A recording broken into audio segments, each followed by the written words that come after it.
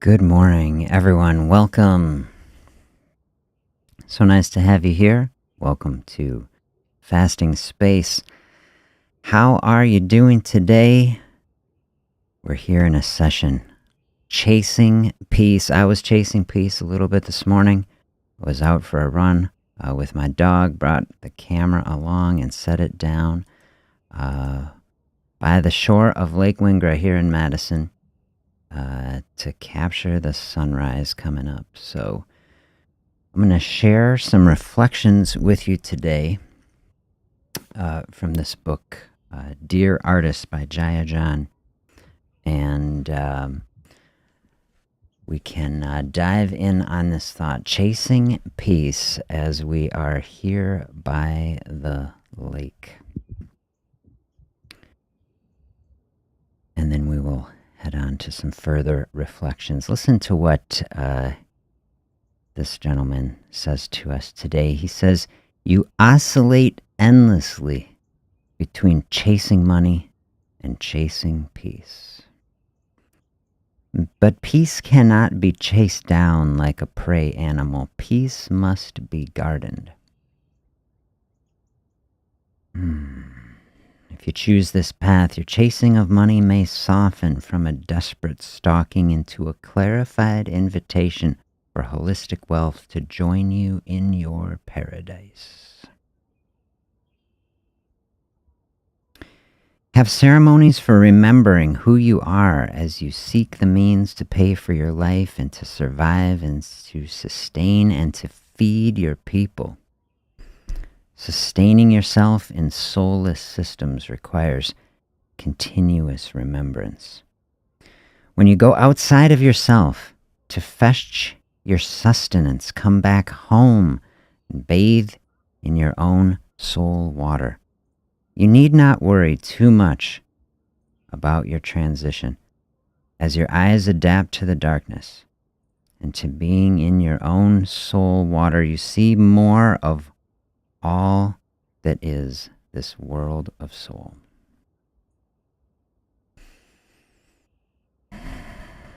That is a section on chasing peace from Jaya. How did that sit with you?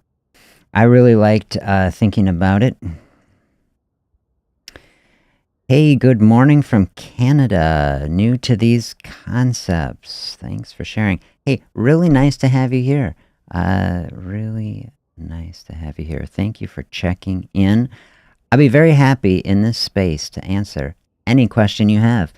If you are looking through the history of this channel, I've been posting videos, fasting related weight loss and wellness for a couple years. You can head back the earliest videos, core fasting series. And then you can see the progression through that hunger series, different thinking along the last couple years. And then since the fall, I've been doing a live session every weekday. And that's what we're doing now. I'm trying to collect and bring as many good insights as I can to help us build a strong and powerful mindset of health and wellness. Big concept that I resonate with. Health in the mind, health in the body, same thing. We are a mind-body entity.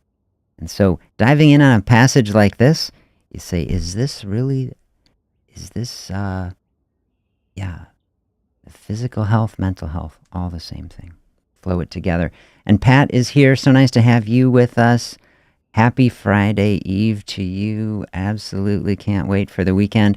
It's going to be an interesting weekend. You know, we didn't quite hit 80 in Madison, but we hit, it was in the mid 70s, and now we're going to have huge snow. So here we are in the transition, like we're saying in this transition here. Okay. Don't have to worry too much about it. We'll enjoy it. We'll have fun.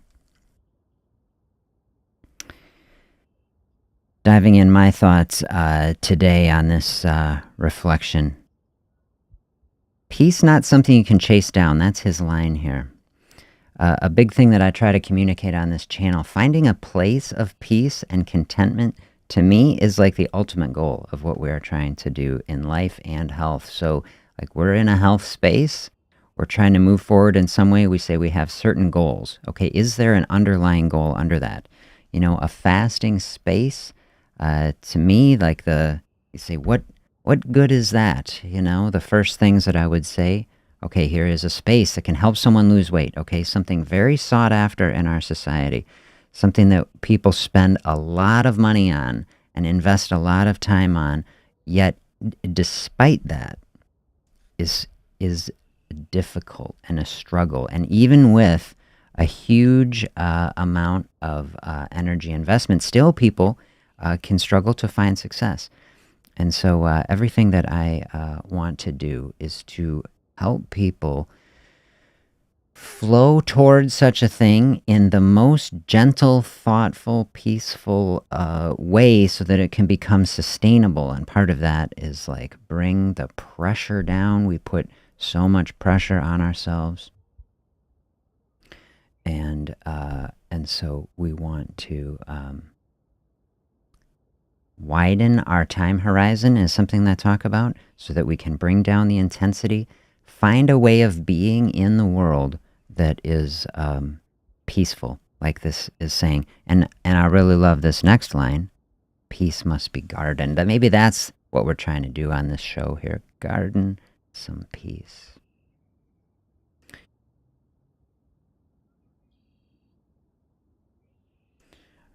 Marie, am I seeing that right? Everything on my screen, I've tried to balance, and I'm figuring all this out. My words are so tiny down here. I think it is Marie. Great mindset tips from Atomic Habits and The Mountain Is You.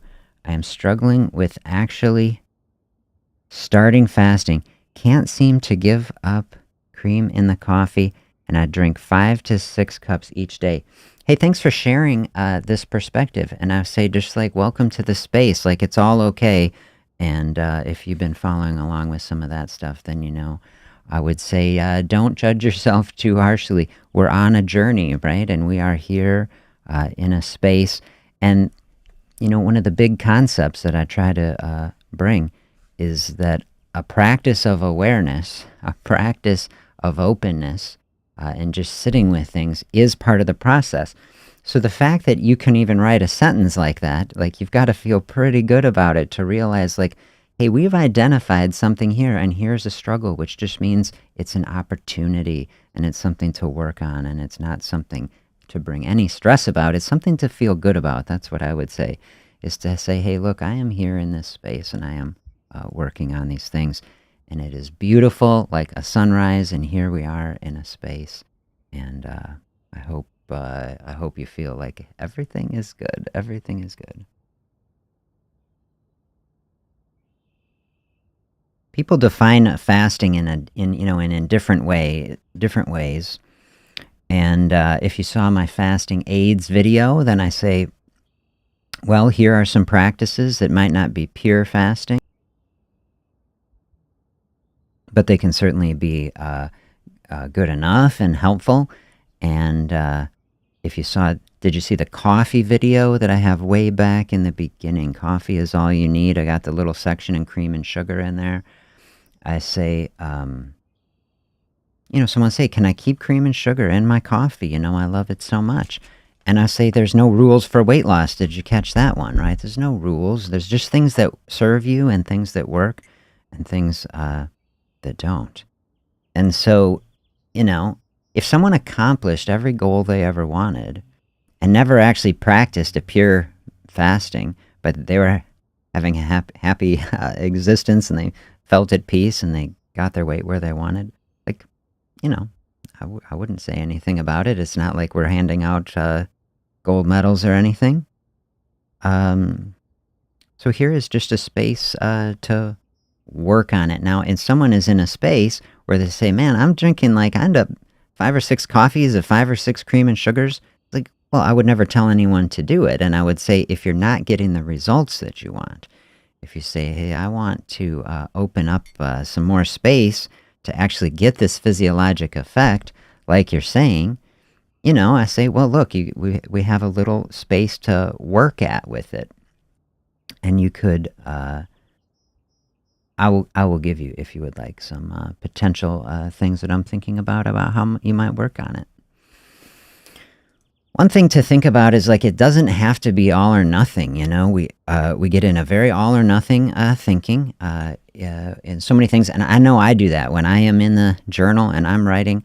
Man, I'm very much like that, and a lot of people, are. But it doesn't have to be like I'm having cream or sugar in all 5 or 6 cups of my coffee, or none of them. Like we don't have to go all at once. And one way to approach it that I might start, if you want to try to train yourself to do it, is I might split out the cream and sugar. Like if I had to pick only one, I would say I would try to get rid of the sugar first. Like the sugar is what is driving the insulin the most, the blood sugar the most. That's what is building the barrier into body fat access the most. And so if you are trying to work on that, like think of atomic habits, right? Think of trying to break things down into the smallest possible steps. What if we just took sugar out of one coffee and kept it for all the others and just like sat in that, sort of space for a bit? Then you're still enjoying it. You're still doing it. Is like that's all good. And could you have a process of slowly bringing the sugar out? What if you did that for a week or two, and you're like, now I can move it to 2 coffees, as like half the coffees with the sugar. We're keeping the cream. See, we're just stepping toward it in a way that you can get used to it. Another way to do it would be to say, I'm going to do it like some days of the week. Like, maybe this would be a progression where you could work your way out of it most days of the week. And you say Friday or Saturday or whatever it is, I'm going to have it in all of it, Here's where I was recording this morning, where I was stepping on the dock. I try to leave a little of the audio in. You tell me if you like it. You have to hear. You can hear some of the birds. You can hear some of this stuff in there. But when it loops, it was 12 minutes I got in before my battery died.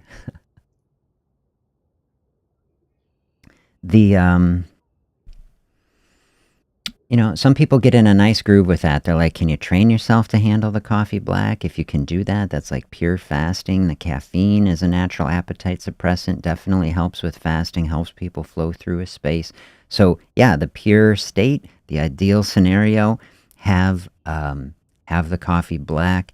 I think Pat has like some recipes she has done where different things to make, like even a pumpkin spice coffee or something that isn't with sweeteners, different things. People have different things that they will add to coffee in replacement for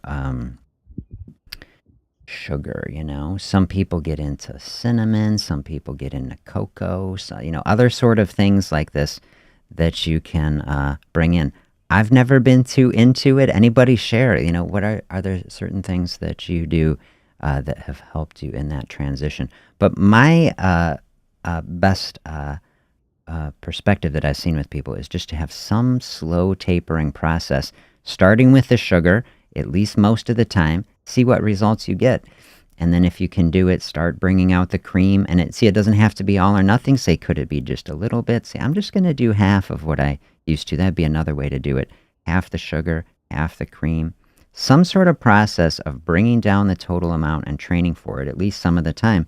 And then if you say Saturday's the day, then you can just enjoy it more on that day. What you might find in that space, as you're starting to open up that space and you're getting used to having less sugar, you're starting to tolerate it, starting to appreciate the actual coffee flavor on its own a little bit more. You might find is like what fasting does a lot is it is a reset in so many ways. One of the ways it's a reset is like resetting the palate, resetting the sensitivity of what we're used to, what we think is normal. And I know this has been my experience. I used to have cream and sugar all the time because why not? This is so good, But then as I got into it and I got used to it, then to come back to it is like, whoa, like I can't even handle it. It's like so much sugar, and it kind of puts it in perspective. So just have an open mind that things can change over time, and then and that of course would be a really positive thing. Let me know how those thoughts are sitting, if that's something that you would like, or if you have other thoughts about it. Thinking more on this little, what do you call this? It's not really a poem. It's like it's just a little phrase. It's a thought. This is kind of a book of little fragments of helpful thoughts, I think. And this thought, peace must be gardened.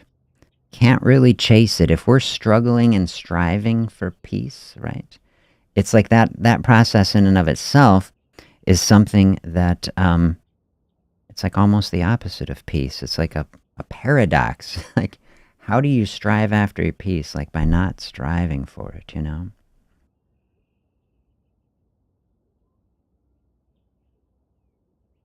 Thank you. Pat says, I allow myself anything I want, but I stick to total amount limits and balancing what I really want versus what I can do.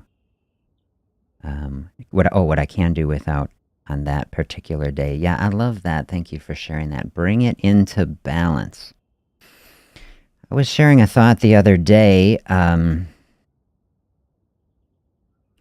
Fasting, okay, in society, fasting, you talk to somebody can be so intense, can be a very, and people, if you come from a certain framework, I was talking to a wonderful therapist that I met the other day. I recorded an interview 2 days ago that I'm going to be posting on the channel. Maybe this weekend I get it out. Just a nice conversation that we had at the new office space that I'm leasing. So I look forward to sharing that with you. But coming from a therapy perspective, especially as we're getting into a space with food and struggles with food, of course, a lot of people can struggle greatly in a relationship with food, including, severely restricting ourselves from eating, which in the certain space can be very detrimental and something that I would never want someone who is struggling with it to do. And so from any perspective, fasting, not for everybody, and even for people who it's for, right? You're trying to lose weight, you're trying to open up space. You never want to use it in a practice that feels restricting. Fasting is, to me, a process of openness. It's opening up space. It should be always pursued from a mindset of openness and curiosity and joy, honestly. And so many diets, putting us into a space where we're always restricting things is when they're not sustainable. To me, what I want is like fasting freedom. Does fasting open up some more amount of freedom, like Pat is saying, where you can enjoy anything that you want? It's like, the thing of it is, it's not like we're locked into some pattern.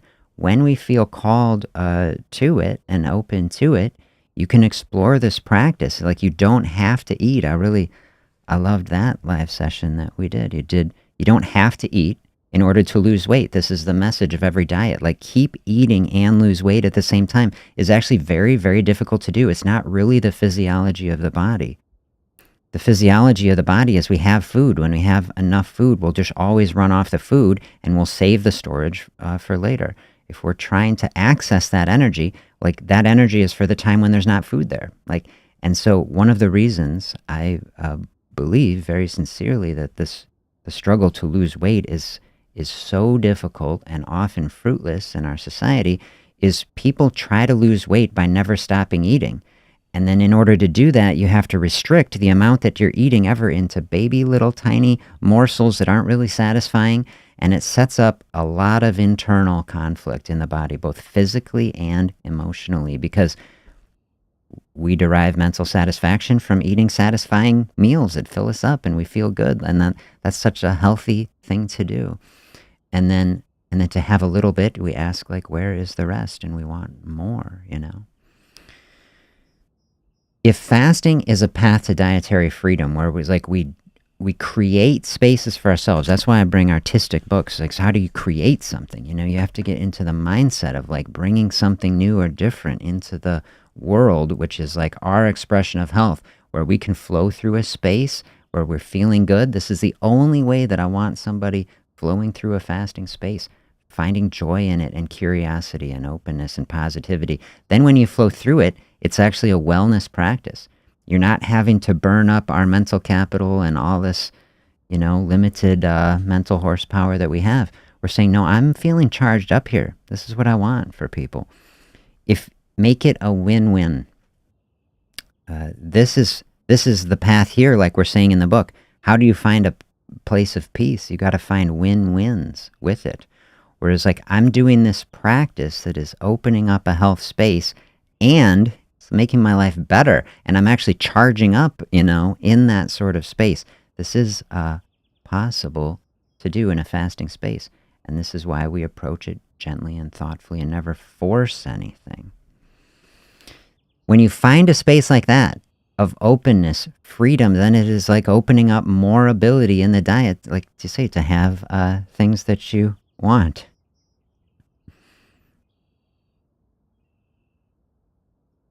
It's like, I love that perspective, Say, I'm not strong enough just to like boom into something. And like,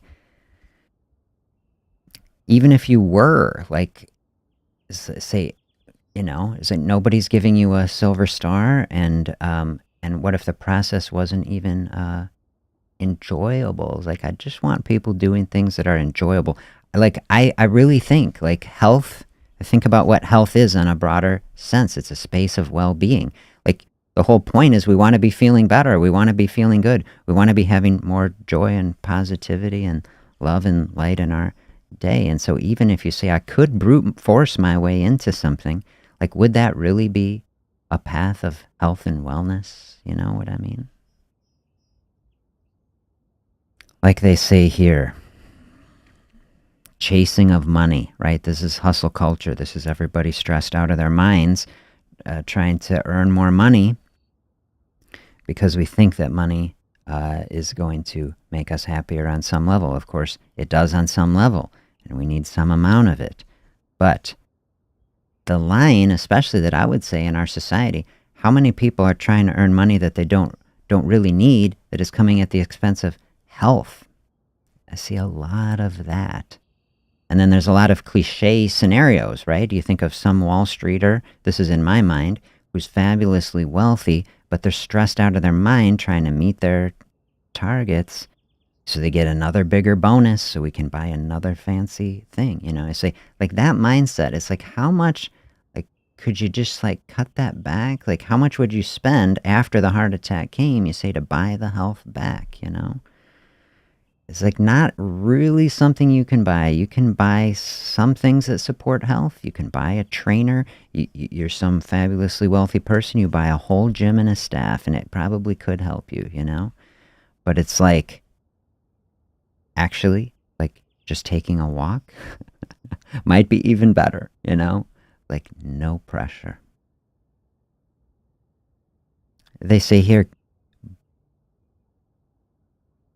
seek a clarified invitation for holistic wealth. This is defining wealth in a way that isn't just financial, because of course it isn't.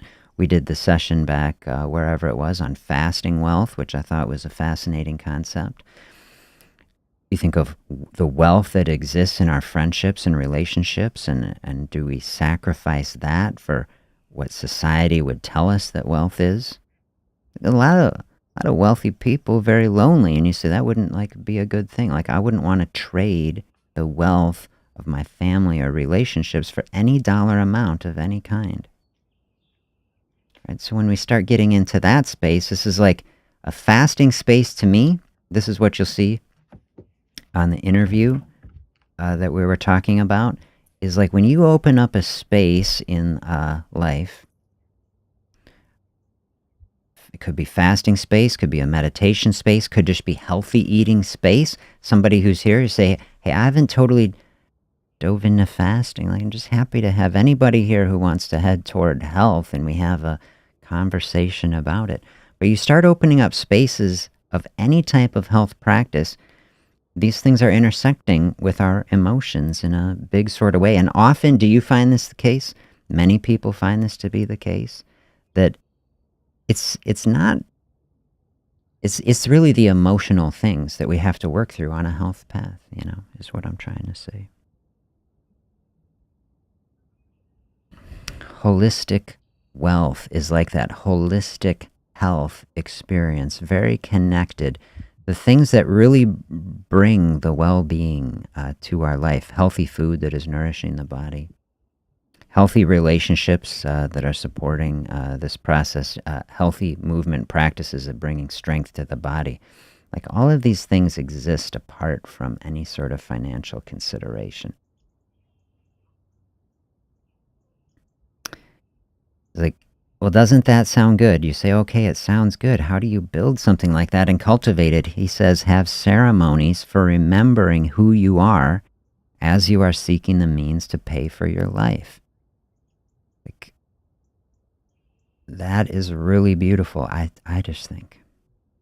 It's like, because we are sitting here in this existence, whatever you think of it, this modern moment, I would say this consumption culture, I describe it as, where it's like, okay, like we're trying to be grounded and centered and focused on these beautiful things we're discussing, avenues of health that bring lifelong wellness to us. But we say, well, we are interacting with a culture that doesn't value that. We're interacting with a culture that values money and consumption, and we have highly sophisticated algorithms that are attempting to manipulate us everywhere we look.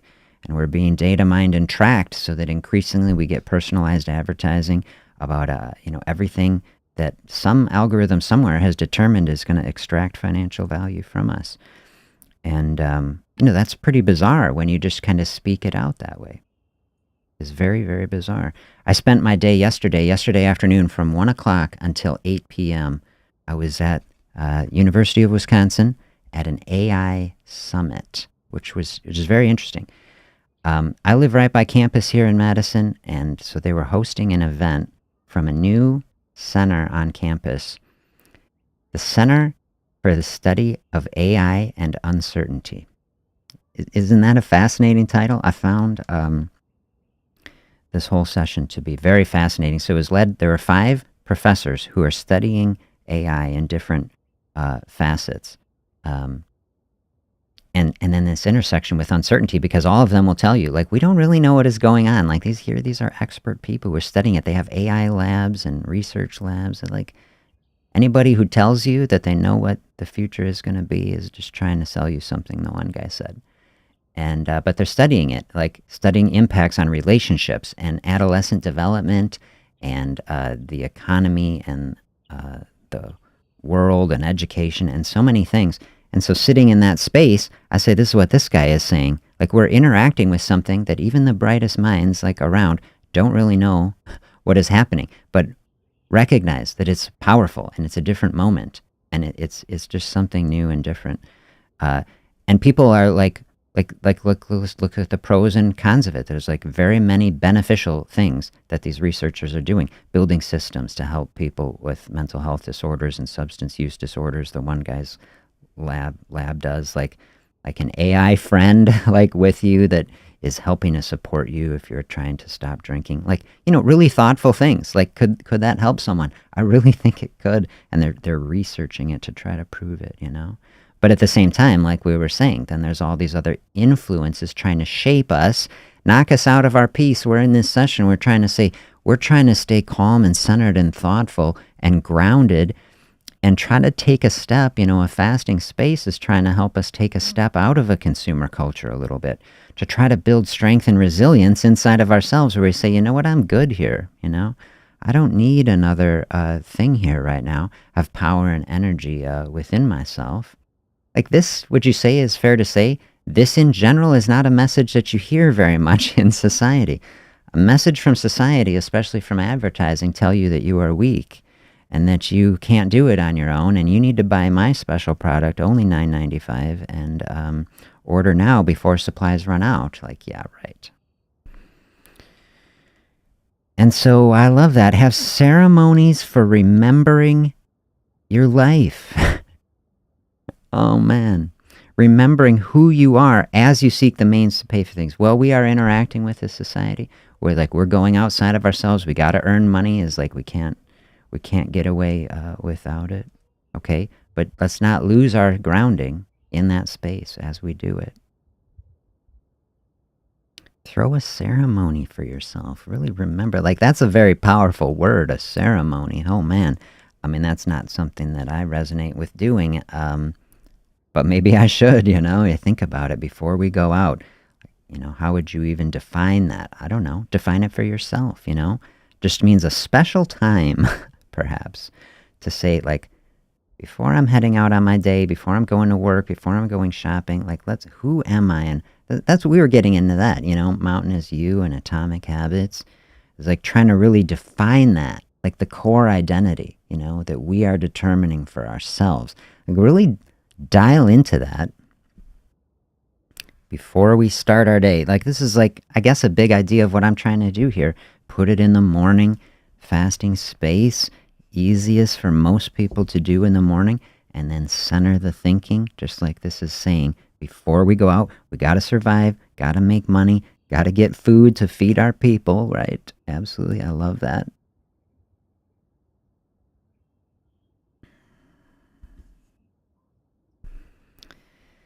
This is a powerful word. You might not resonate with it, but I'm just reading it. It says sustaining yourself in a soulless system requires continuous remembrance. Like, do you feel that is too harsh about our present moment, or do you feel it's right on? I don't know. I'm stuck in between it. And I think this conference that I was at yesterday, I think a lot of people kind of stuck in between. They're like, we're seeing like the good and the potential, and then we're seeing like potential negatives, and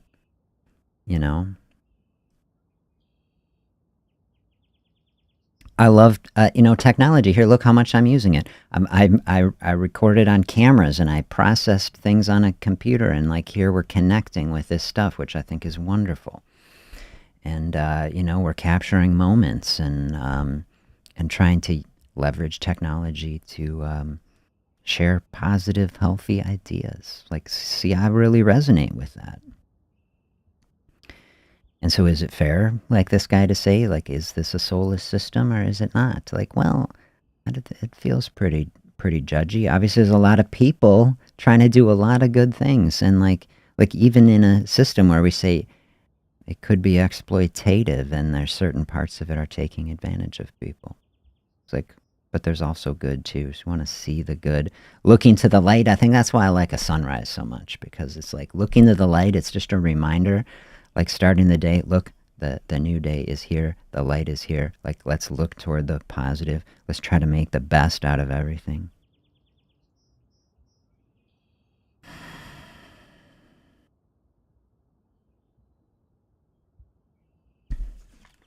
I liked that little passage. I liked it. That is going to be my framing and thinking for the day. Looking toward the light, finding peace. Try to find peace like a gardener is finding a fruitful garden, is just providing the conditions for it. We want to provide the conditions for health to flourish in our life. Like, this is the things. Choosing the most healthy, nourishing food is like a basic requirement of that. Moving the body in healthy ways is an incredible practice to bring health and wellness to the body and the mind. Opening up a fasting space to the extent that you can do it in a joyful and thoughtful fashion is, in my experience, such an incredibly powerful practice. When it is approached thoughtfully, and then putting it all in a framework of mental health. That's what I suggest everyone to do, that we carve out the time for ourselves to put the distractions aside. Give the things that are in there, the trauma, the stress, the things, can we just breathe through that, open up that space a bit? And that is the path that I have found, right? I did that chronic inflammation talk. I went back into that. I added chapters to it now to try to help make the video more accessible to the ideas. But chronic inflammation in the body, at the root of almost all chronic disease is inflammation at its base. And all of these practices, right? The healthy food is keeping toxins out of the body that can cause inflammation. The movement is mobilizing energy that can help we can sweat toxins out of the body. And a fasting space is anti-inflammatory. And then our mental health practices, the breathing we focus on, right, in itself, anti-inflammatory, that this process, the brain, can communicate even into the immune system, say, calm everything down. That's why I say all these practices flow together and support each other as we're looking toward a path of holistic health and healing. These are the things to do. We say, we want a way of being in the world that is peaceful. Like this, look at the surface of the lake today, right? Peaceful is like a mirror. It's reflecting the light. It's just gentle and at peace, right? Like, to me in my day, I want to be like this, like just the gentle little waves of a peaceful, calm lake, right? If we can envision the mental and emotional state in our body like that, nobody's doing cannonballs off the dock and just rocking the water, right? Say, how do we bring our internal emotional space and state, to be like this? Everything I just talked through. These are the best practices that I have encountered in my time in medicine, my time on this beautiful jewel of a planet. That's what I would say, the time here. And I encourage you all, think on these things, share your thoughts and reflections on the day. What is it like chasing peace? Like, do we have the mindset? It's like, okay, but how do you do it? More like a garden. How does that go for you in this day? Sitting and watching a garden is like, got to be patient. Fasting, a big exercise in patience. This is how, okay, we build our patience with a practice like fasting. Okay, that can flow out into the rest of our life. Do you want to be a more centered and patient person? Okay, fasting can help teach you that. And maybe you say, the lesson from that, I only want a tiny bit today. Okay, it's just, I want a tiny lesson. How about 10 minutes, little bit. It's like totally fine. Nothing forced or pushed, but everything open, right? And then the process, like, this is how you can learn and grow and build that into something very, very powerful. And this is the exciting thing to me about fasting. Okay, it can be approached very, very gently, under no time pressure or horizon of any kind, but it is very powerful, and you can sink very, very deep into it. And don't we need something powerful? And this is the other side of it. Don't we need something that is very, very strong in order to counter, forces that are also very, very strong and powerful? Like, you cannot find, feel pretty fair to say, you cannot find a dietary practice that is stronger than fasting.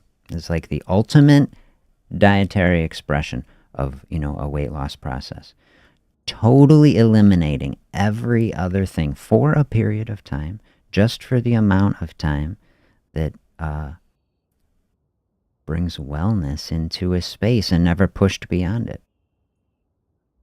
I say simple fasting. I call everything I'm doing here simple fasting, which is not extended fasting. I think there is great value in extended fasting. I'm reading a book right now, which is floating somewhere around my office here, on extended fasting from Dr. Goldhammer, who has a whole center built on extended fasting. I've done a couple talks, I've dove into some papers on what is happening in the body in an extended fasting space.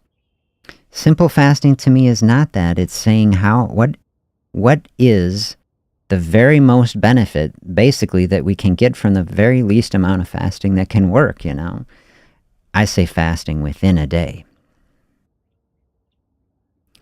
Because when you're fasting within a day, maybe you're eating 2 times in a day in a 6 to 8 hour window. Maybe you're doing some OMAD. You're just eating once in a day and then having a big, 22 or 23 hours food free since that till you eat. You're still getting nutrition every day, and it is bringing things into a balance that can become part of a routine.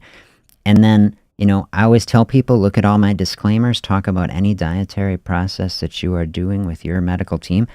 I'm not anybody's doctor. I'm some random guy on the internet just providing, perspectives to people. But as a general rule, if somebody's still eating every day, it's like you get enough nutrition. Nothing can get so far out of whack with any kind of electrolytes, any kind of anything.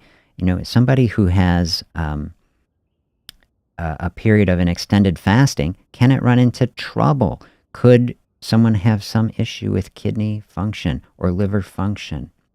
Could the electrolytes get out of whack? Theoretically, there is risk. Everybody who runs medical practices, who has people on extended fasting regimens, monitors those people with a physical exam, vital signs, and laboratory monitoring very frequently to make sure that nothing goes awry. Can't really do that, to somebody is like just put it out on the internet, I say, but people can have a simple fasting process.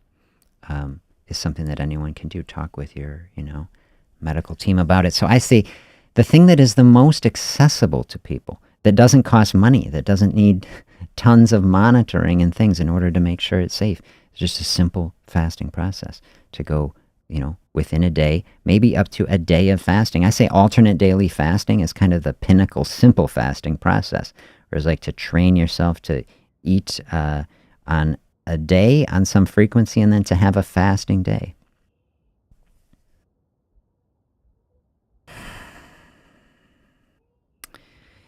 Need to appreciate the beauty of nature. Absolutely. Even when stuck inside, I can still appreciate the birds out my window. I totally appreciate that. Yeah, thank you for sharing. That's why I try to bring in some nature scenes. I live in the city. I'm fortunate enough. We got a little lake in the middle of our city here in Madison that is within a running distance of my house. So I try to get down and, because we can generate insight from it. That's what I experience. Even for a few minutes in a day, I captured 12 minutes of the sunrise this morning, and then, here I'm spending even some more time with it. And so I agree.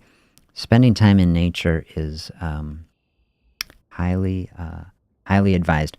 I have a reference. I haven't actually read the study, but somebody sent it to me, and I've got to find the time to read it. But they did an interesting study in Japan, I saw, where they took people with type 2 diabetes and they randomized half of the group to spend I think it was only something like 2 hours a week slowly walking through a forest, and then the other group was walking through the city, and they were finding, I haven't read the study, I think I read the abstract, that was like the people who are spending time in forest, they call forest bathing, had measurable impacts on their blood sugar, in improvements from spending time in nature. And so I think there is something very profound to it, and I think this is part, of another thing that I'm trying to communicate on the channel, is that we are nature. Like, we think about, like, oh, we go to nature, and we don't even think of a human being as hardly natural anymore, but a human being is nature. We are, literally like the earth. We are part of this experience. This whole web of life is supporting each other, and like we have like totally separated ourselves from it, and we don't even see or think of ourselves as part of it.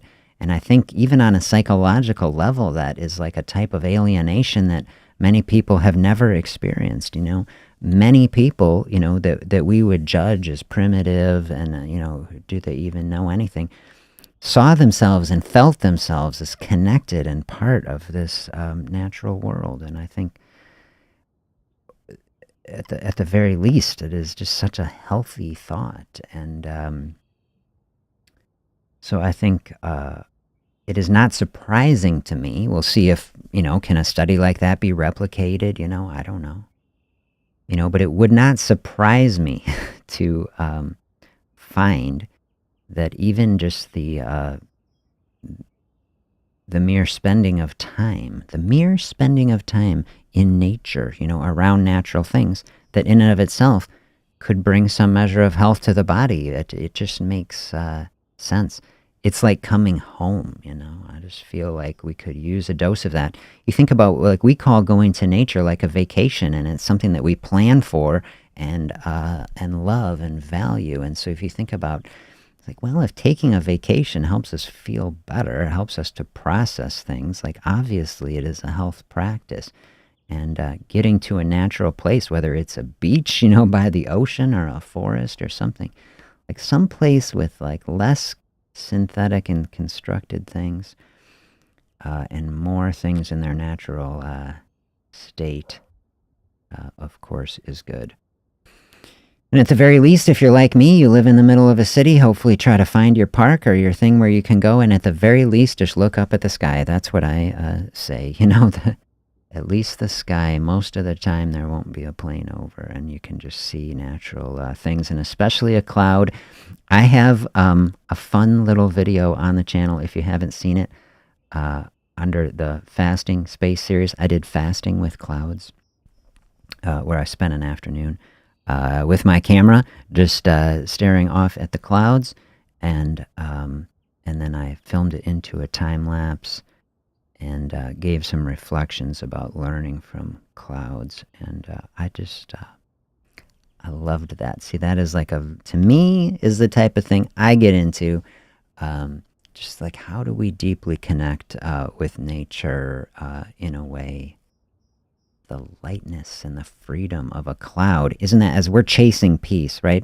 Now I'm dialing into that space again. Like, I loved that. Like, think, like, we want to be like a cloud, right? At least I do, light and floating. And yeah, I did love that. One of the guys on the panel, the AI panel yesterday, was a philosopher of economics. He wasn't an economist. He was a philosopher of economics. The funny guy, that's what he was saying. He's like, so, basically that means I sit around and look at clouds and think of interesting questions. I was like, well, that sounds pretty nice. Appreciate the beauty of nature. Thanks for sharing this space with me today. I hope you liked these reflections and the sunrise. I wish you the very best in this day. Send me thoughts and feedback, and I will look forward to sharing more thoughts with you tomorrow. Have a great day, everybody.